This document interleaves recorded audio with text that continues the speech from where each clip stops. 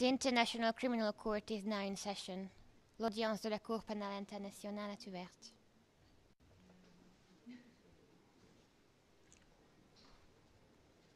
Please be seated. Veuillez vous asseoir.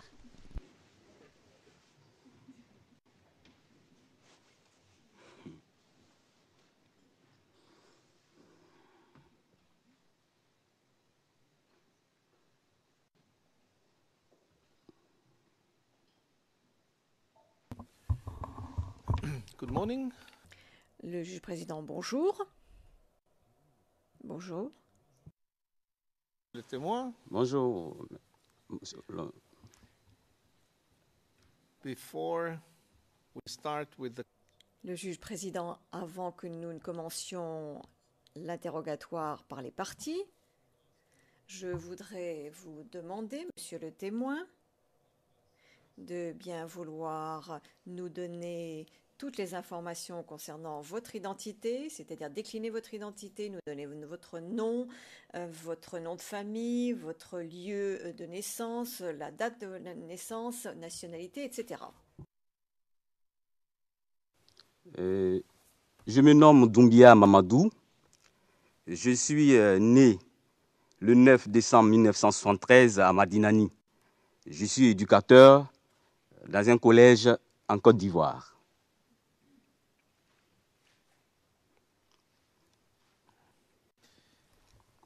and can you just Question. Et pouvez-vous nous dire où se trouve Madinani sur la carte? Madinani se trouve au nord, dans la région du d'Enguélé. Le nom de la ville, c'est Odiéné. thank you. Now Juge président, merci. Pouvez-vous également nous dire quelle est votre appartenance ethnique et votre religion? Je suis musulman. you said that your current occupation is Question. Vous avez dit que actuellement vous travaillez comme enseignant. Pouvez-vous nous dire également quelle était votre profession pendant la crise en 2010 et début 2011? C'est la même fonction, j'étais éducateur. and where did you, Question. Et où? Bon, je voudrais, la crise de 2010, c'était à Abidjan, présentement PK18 au collège moderne PK18.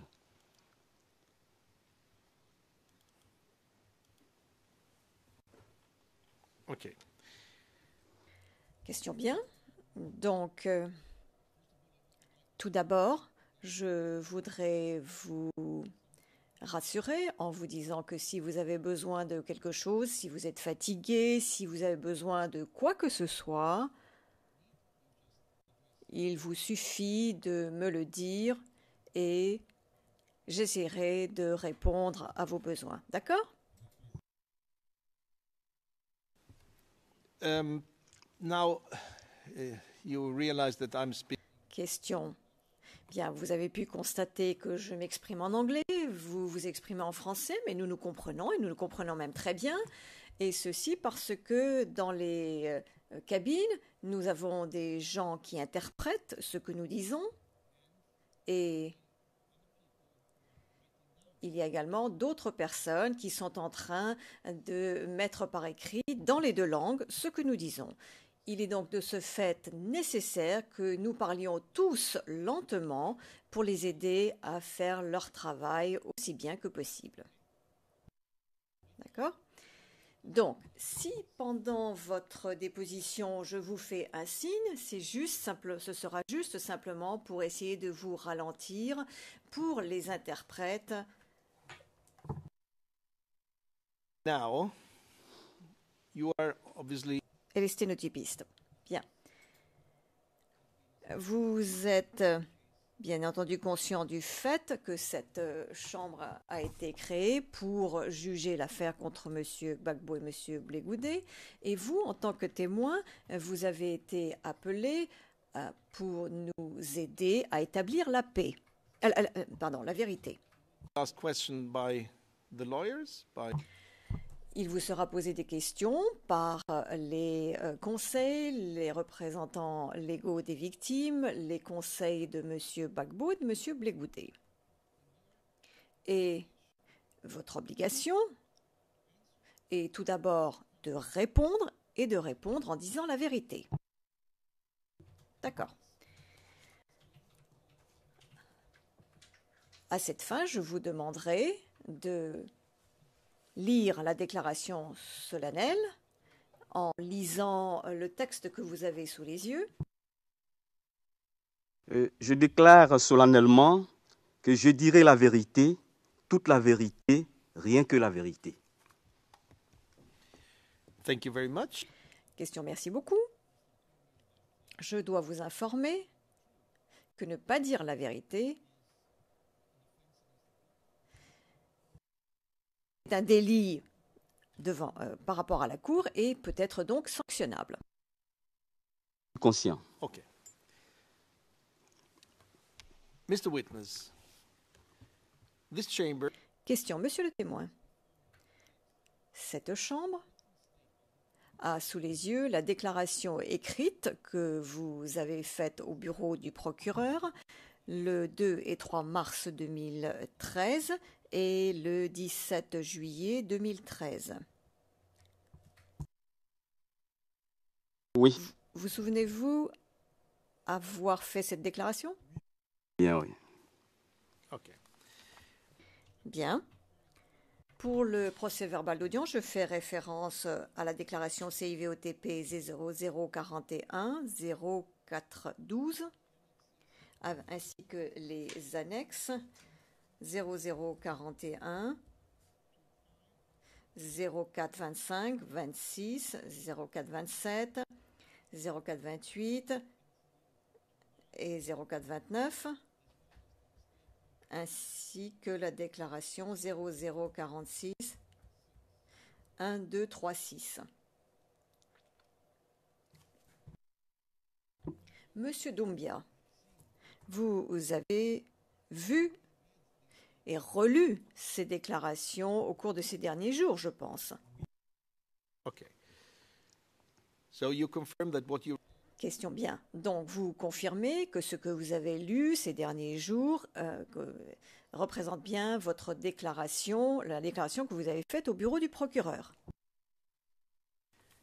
the chamber has decided Question. La Chambre a décidé le 6 juin 2017, avec les écritures 950, que vos déclarations écrites peuvent être versées au dossier de l'affaire, conformément à la règle, ce que nous appelons la règle 68.3 des règles de procédure et de preuve.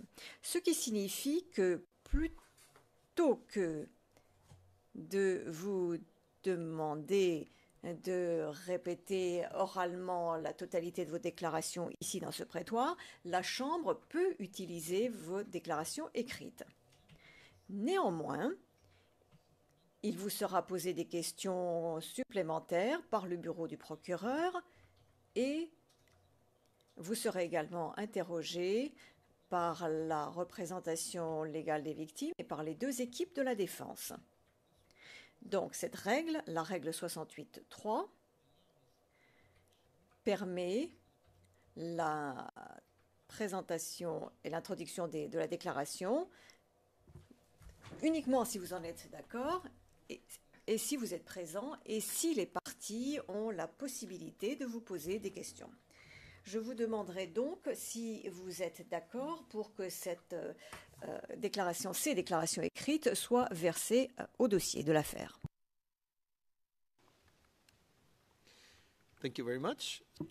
Question, merci beaucoup. Donc, comme vous êtes présent ici et disponible et prêt à être interrogé, la Chambre note que toutes les exigences de la règle 68.3 sont respectées et que il est donc autorisé de verser vos déclarations écrites au dossier. Je fais référence aux déclarations écrites et aux annexes dont j'ai déjà cité les cotes. Donc, ces pièces sont versées au dossier et admises. Monsieur Doumbia, nous pouvons maintenant commencer votre interrogatoire. Êtes-vous prêt? Et je donne la parole au bureau du procureur.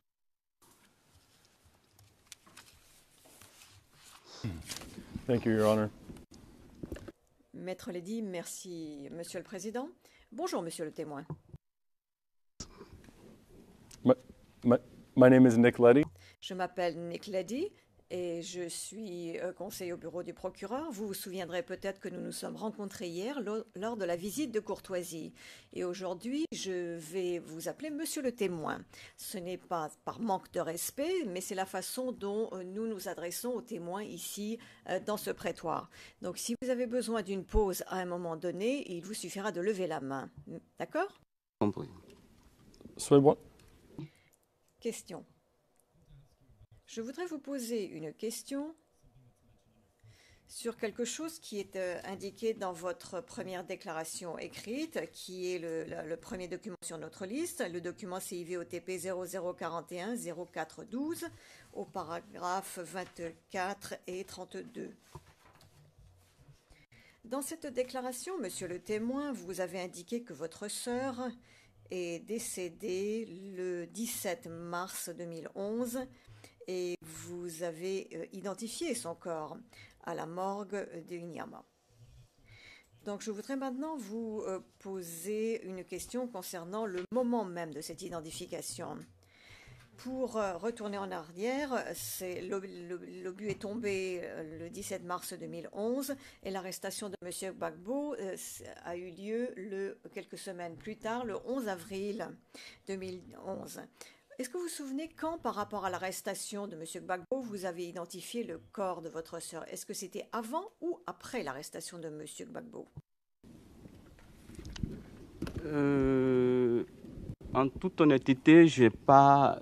Mais je pense que c'est un mois pratiquement après le 17 mars que j'ai pu rentrer en contact avec la morgue pour identifier le corps. Donc je ne peux pas dire si c'était avant ou après l'arrestation.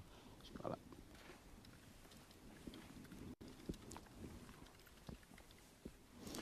And can you please tell us Question. Et pouvez-vous nous dire un peu plus en détail ce qui s'est passé à la morgue ce jour-là? Oui, d'abord, pour revenir un peu en arrière, lorsque mon jeune frère s'est occupé du corps et que le corps a été envoyé à l'hôpital d'Abobo, ils ont envoyé le corps et mon petit m'a appelé pour me dire que le corps se trouvait à la morgue d'Anyama et que c'est là qu'on devait s'y rendre. Et lorsque j'ai été dans les premiers mois, c'est-à-dire le lendemain, on m'a dit qu'on ne pouvait pas rentrer maintenant en contact parce qu'il y a des procédures en cours et qu'ils allaient nous appeler. Donc ils ont pris notre contact. Je crois que c'est un mois après que nous avons pu rentrer en contact. Voilà. Et donc quand je suis arrivé ce jour-là, la réceptionniste de la morgue a pris les pièces de la sœur, tout et tout. Et nous sommes allés vérifier, on a vu qu'effectivement elle était là. and which document? Question. Et quels sont les documents que vous avez remis à la réceptionniste ce jour-là? C'est la carte d'identité de ma sœur. Did you also give a copy of? Question. Est-ce que vous avez également remis une copie de votre propre carte d'identité ce jour-là? Donc aussi. And you indicated Question. Et vous avez indiqué avoir identifié le corps de votre sœur. Pouvez-vous nous dire plus en détail ce qui vous a été montré? Quelle est la partie de son corps qui vous a été montrée? Pratiquement, elle a tiré le corps du tiroir et j'ai vu pratiquement le visage un peu tout le long du corps, quoi, en fait. J'ai regardé voilà, tout le long.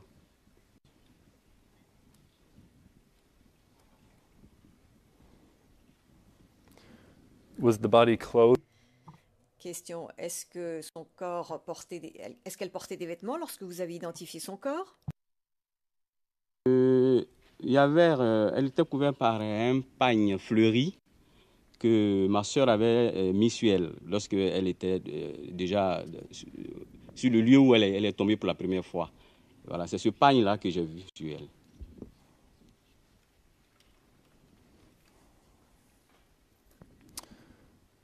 Now I want to turn Question. Je voudrais maintenant parler de votre sœur et de son dossier médical d'Interfou. Il s'agit du numéro 14 sur la liste des documents. Et pour le procès-verbal d'audience, il s'agit de la cote ERN suivante, CIVOTP 0084 28 97. Et dans ce fichier médical, monsieur le témoin, vous êtes indiqué comme étant la personne responsable du corps de votre sœur dans le document 399. Comment est-ce que cela s'est produit? Oui, mais lorsque j'ai été à la morgue pour la première fois, ils ont pris ma carte d'identité, je me suis présenté, ils ont essayé de mettre les liens, de voir les relations, ils ont vu effectivement que j'étais le frère. Et voilà comment est-ce que mon nom porte sur les documents de ma sœur.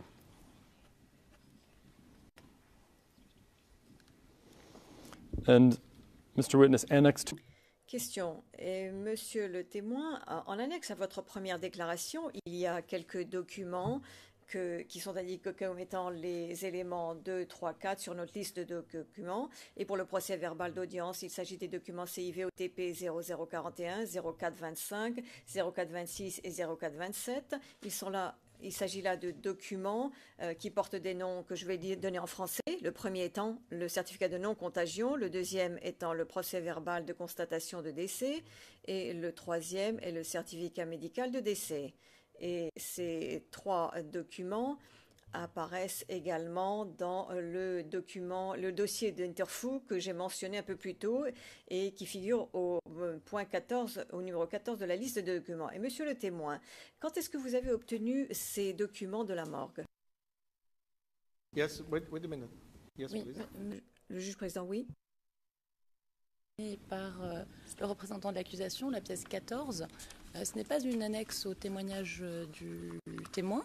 Donc le témoin n'a jamais vu ce document. Donc avant de lui demander de commenter ce document et comment les informations concernant sa sœur seraient sur ce document, il faudrait peut-être lui demander est-ce qu'il a vu ce document, comment il sait que ce document concerne sa sœur, puisque ce n'est pas une annexe au témoignage du témoin.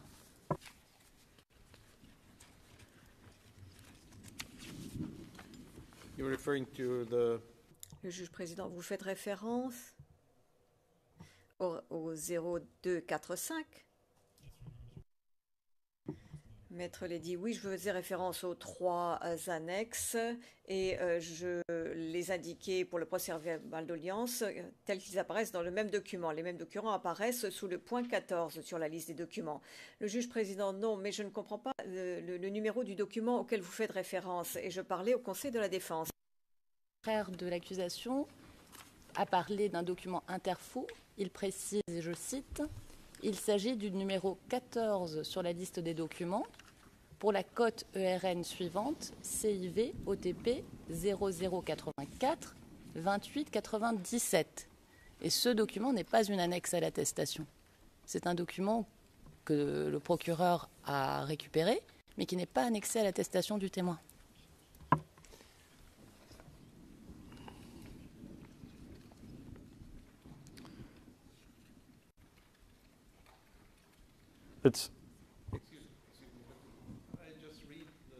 Le président s'exprime sans micro.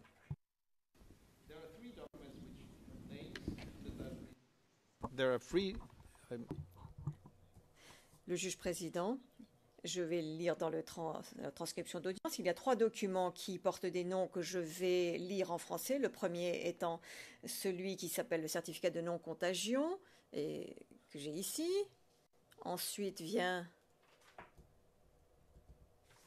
le deuxième est le procès-verbal que j'ai ici et que je vais lire, le procès-verbal de constatation de décès.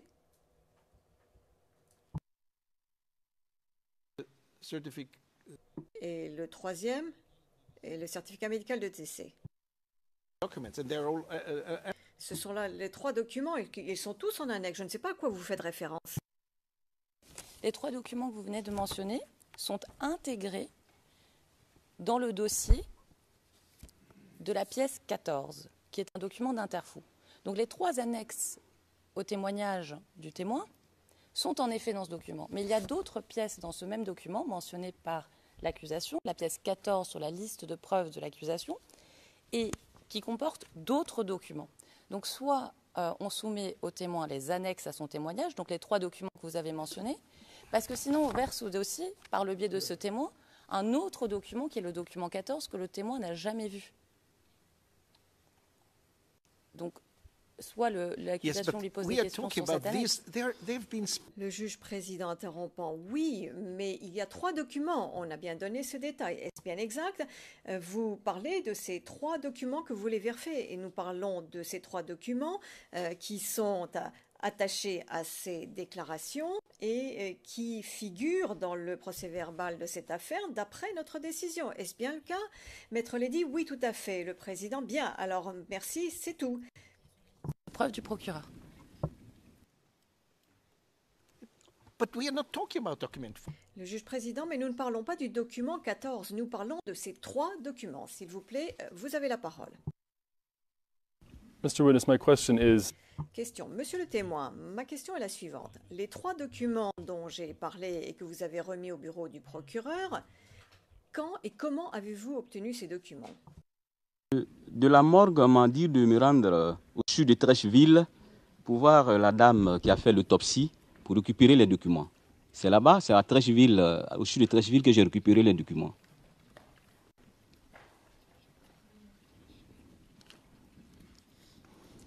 do you remember the name of that? Question. Vous souvenez-vous du nom de cet endroit? Quel endroit vous voulez dire?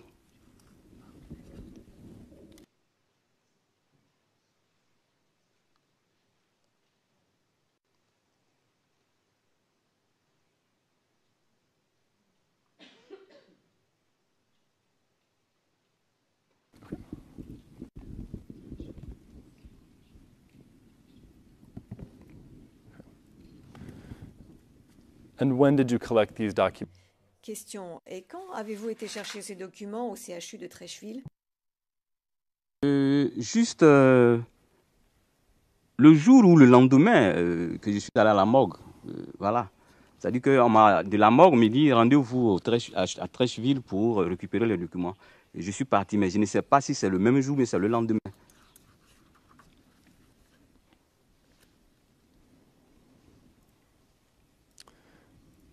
And another document which Question. Et un autre document en annexe à votre déclaration, il s'agit de l'élément 5 sur la liste des documents. Et pour le procès-verbal d'audience, c'est le document CIVOTP 0041 0428. Et je vais demander à ce que le document soit montré au témoin. Mr. Witness, if you recognize Je vais vous demander, monsieur le témoin, si vous reconnaissez votre signature sur ce document. and when did you sign that document? Question. Et quand avez-vous signé ce document? Vous en souvenez-vous? Je suis allé, comme m'a montré le corps de ma sœur.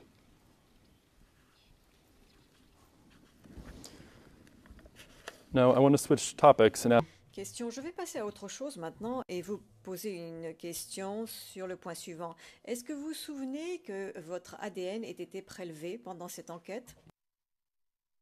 Bien, ouais. and do you also recall Question. Et vous souvenez-vous, après cela, avoir été informé par le bureau du procureur que l'échantillon ADN que vous aviez fourni ne permettait pas une concordance sur le plan de l'ADN? Informé. J'étais informé. Now, just a few final questions. Question, juste encore quelques questions, Monsieur le Président. Vous êtes victime dans cette procédure en tant que personne individuelle et également en tant que personne, un membre d'un groupe. Est-ce exact? Je suis personne individuelle, je ne suis pas membre d'un groupe. Je ne sais pas qu'est-ce que vous voulez dire par membre d'un groupe, je ne comprends pas.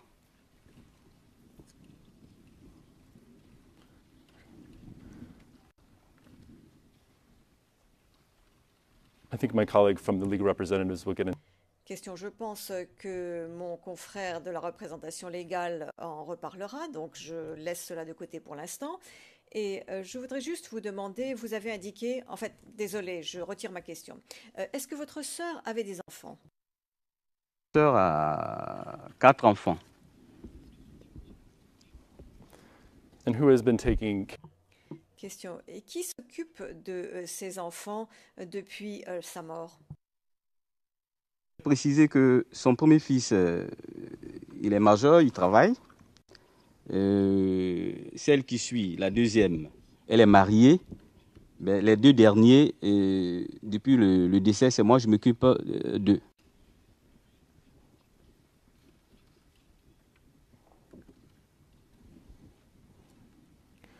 Okay, my last question, Question. Ma dernière question, monsieur le témoin. En tant que victime, est-ce que vous pouvez nous indiquer quel a été l'impact de ces événements sur votre vie jusqu'au jour d'aujourd'hui? Bien, c'est perdre une sœur dans ces conditions, mais forcément, il y a un impact. Parce qu'aujourd'hui, j'ai à ma charge 2 enfants. Et la famille, lorsque ça s'est passé, c'est vrai, nous sommes tous appelés à mourir. Mais quand on meurt dans ces conditions, nécessairement, ça a des impacts. Donc voilà, c'est la désolation, quoi. C'est tout.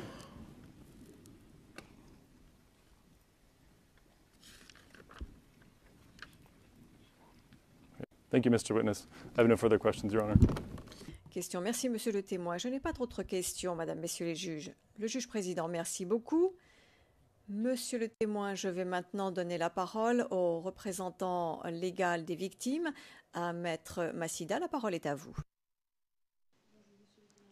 Bonjour, maître. Microphone, s'il vous plaît. Maître Massida s'exprime sans micro. Sorry.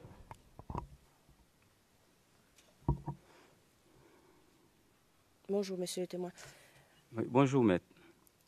Monsieur le témoin, dans votre déclaration de témoin qui vient d'être versée au dossier, vous avez indiqué que, avant de me rencontrer en tant que votre avocate, vous avez également rencontré un groupe de la CPI. Je vais citer afin que vous puissiez vous souvenir.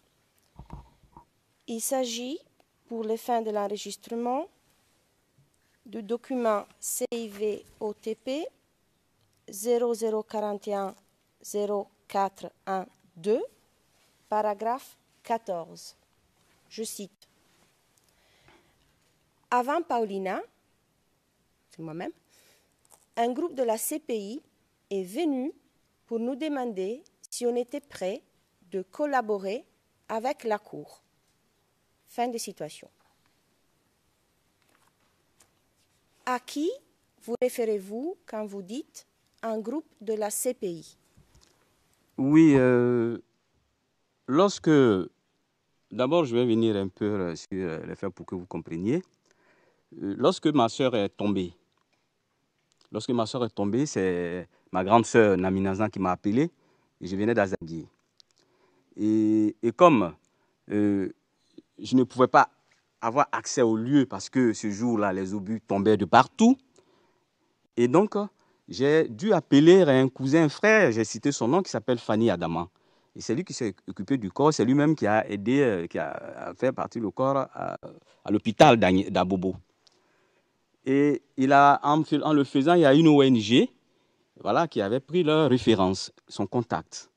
Et lorsque l'équipe de la CPI est arrivée, c'est à partir en tout cas, c'est au travers de cette ONG-là qu'ils ont pu avoir le contact de mon frère.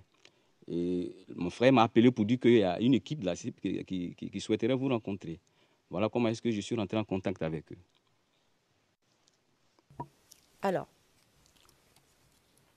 on va essayer d'éclaircir un moment. Oui. Vous vous souvenez plus ou moins la date ou l'année dans laquelle vous avez rencontré ce groupe de personnes de la CPI? En toute honnêteté, je n'ai plus la date précise. Vous pouvez estimer? Vraiment, je ne voulais pas mentir. Ça pourrait être en 2012, un an après le décès de votre sœur, plus ou moins? Vraiment, je ne me rappelle pas, maître, sincèrement. C'est pas grave, il y a un document avec une date, donc c'est pas grave. Je voulais juste savoir si vous vous en souvenez. Et vous avez rencontré les gens de la CPI où? À la mairie d'Abobo.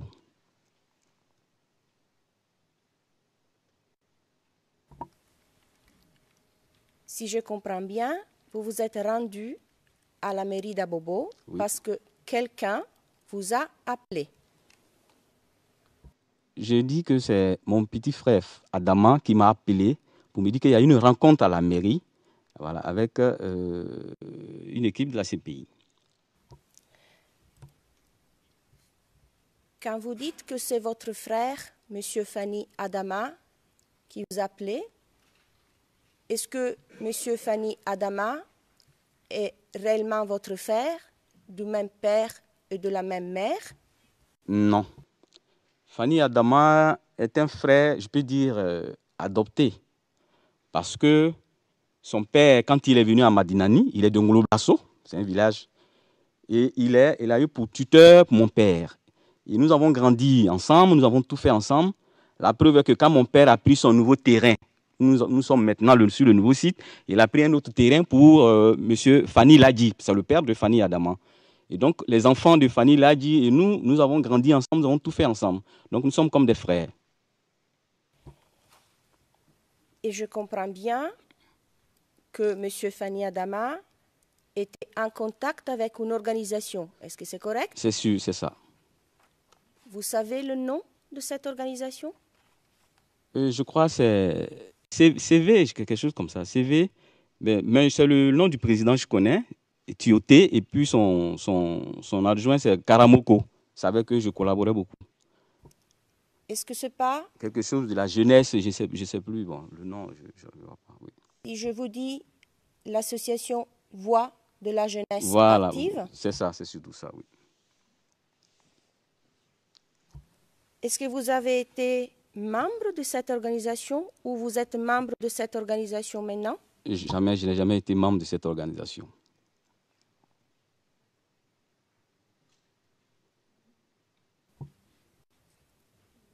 Quand vous avez rempli votre formulaire de participation dans cette procédure en tant que victime, qui était présent? C'est le même jour à la mairie, là. Voilà, il y a Karamoko qui était là. Il y a Tioté aussi qui était là. Et parmi les membres de la CPI, je crois que c'est le nom d'une dame qui est toujours venue. Je crois que c'est Caroline, quelque chose comme ça. Vous avez rempli votre formulaire à la présence des gens du greffe de la Cour. Est-ce que c'est correct? C'est ça. Est-ce qu'il y avait des autres gens à la mairie d'Abobo ce jour-là? Oui, lorsque nous sommes arrivés, on nous a dit qu'il y a une équipe de la MIDH. Voilà, et nous sommes présentés à cette équipe aussi pour... ils nous ont demandé aussi qu'eux aussi... Voilà, ils nous ont demandé qu'eux aussi... ils sont là pour les mêmes causes. Si on souhaiterait vraiment porter plainte, de le faire. C'est ce que nous avons fait. Alors, monsieur le témoin, je vais arriver à la MIDH dans un moment. Okay. Est-ce que vous pouvez vous concentrer pour le moment sur le moment dans lequel vous avez rempli un formulaire de participation dans cette procédure en tant que victime avec l'aide du greffe de la Cour? D'accord? Ce jour-là, quand vous-même vous avez rempli le formulaire, est-ce qu'il y avait des autres gens à la mairie d'Abobo qui ont également rempli un formulaire de participation? Non, à part les membres enfin, qui sont venus de la CPI, je n'ai pas vu d'autres personnes.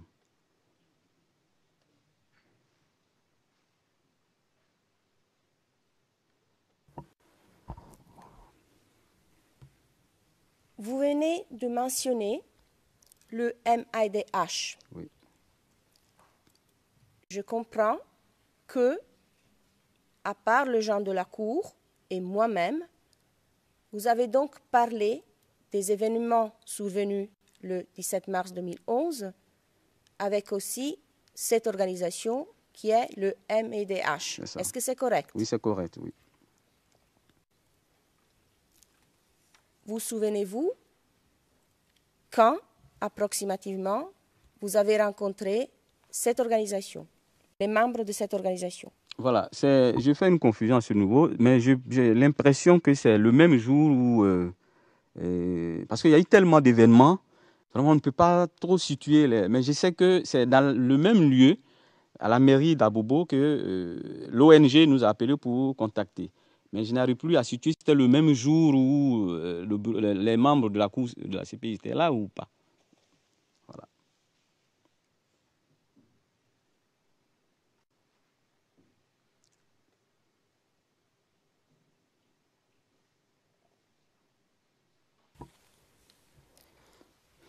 Vous souvenez-vous les noms des personnes du MIDH que vous avez rencontrées? Non, je n'ai pas demandé de nom. C'était deux demoiselles. Elles étaient assises là, sur une table. Voilà, voilà, ils ont posé des questions, mais je n'ai pas demandé de nom. Monsieur le témoin, si j'ai bien compris de vos mots, ce n'est pas à votre initiative que vous avez contacté le MIDH. Pas du tout, pas du tout. C'est la même organisation qui vous a contacté pour rencontrer les personnes du greffe de la Cour? L'ONG, oui. L'ONG Jeunesse, voilà. Je finis. Ok. Il faut que je termine D'accord. ma question et après vous répondez. Je m'excuse. Parce que sinon, au fin de l'enregistrement, ça ne va pas marcher. Alors, je répète ma question, vous attendez un moment et vous répondez, d'accord? D'accord.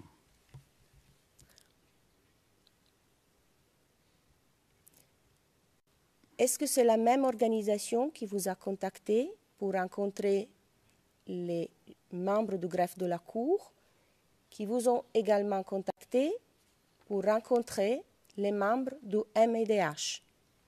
Oui.